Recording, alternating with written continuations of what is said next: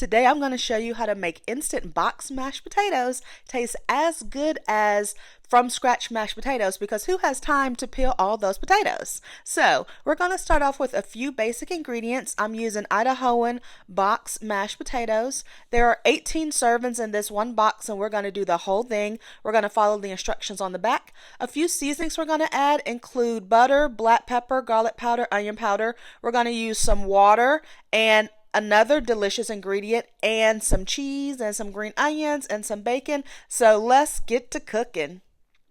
There are directions on the back of the box to make it stovetop style or microwave. For stovetop, we're going to combine water, salt, and butter according to the chart below. Heat it to a boil and then remove that from the heat, and then add the cold milk and potatoes and fluff with the fork. So you can make between 2 and 18 servings using this chart. We're going to use the whole box and make 18 servings.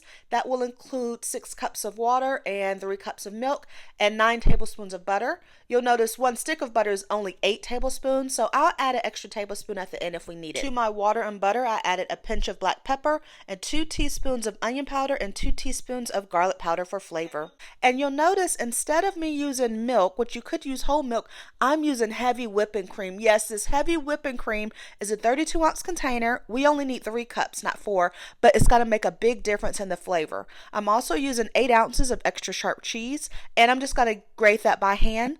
And then I have my measuring cup. I love this OXO measuring cup because if I hold it in my hand, these lines make it easy for me to still see the level amount that I'm putting in. So instead of 3 cups of milk, I'm going to use 3 cups of heavy cream for extra creaminess and deliciousness.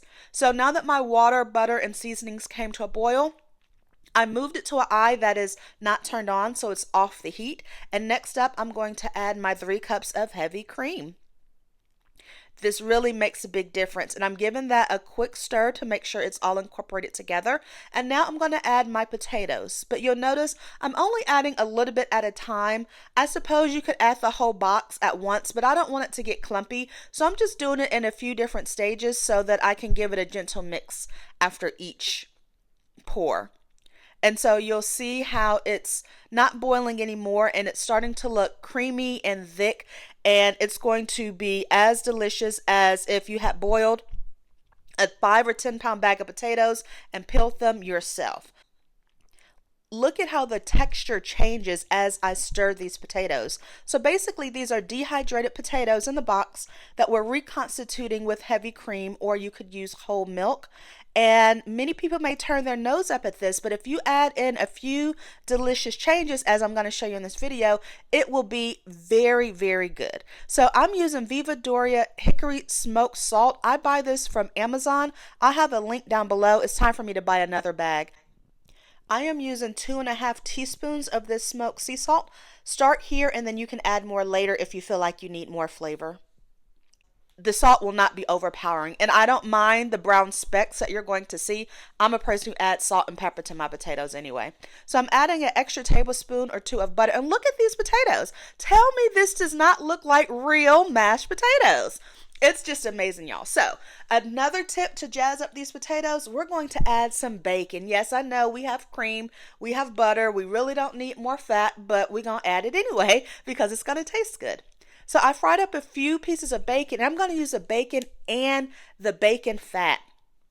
I like to cook with thick cut bacon, so the amount of bacon you use is up to you. Just crunch it up with your hand. I'm making this for my personal family, so I didn't feel the need to put a glove on because my hands are very clean because I wash them several times during the cooking process. So I just crumbled up my bacon with the bare hand.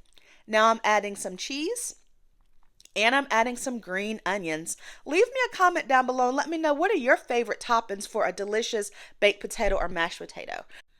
Now we're not finished yet, but I want you to see how scrumptious this look. Thick, creamy, and luscious.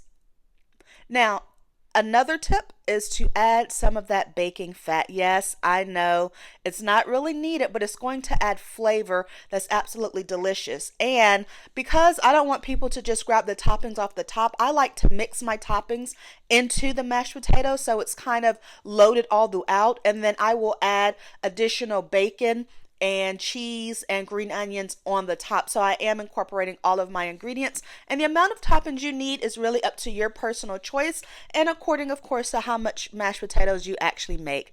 Thank you so much for watching this video, and please subscribe to my channel.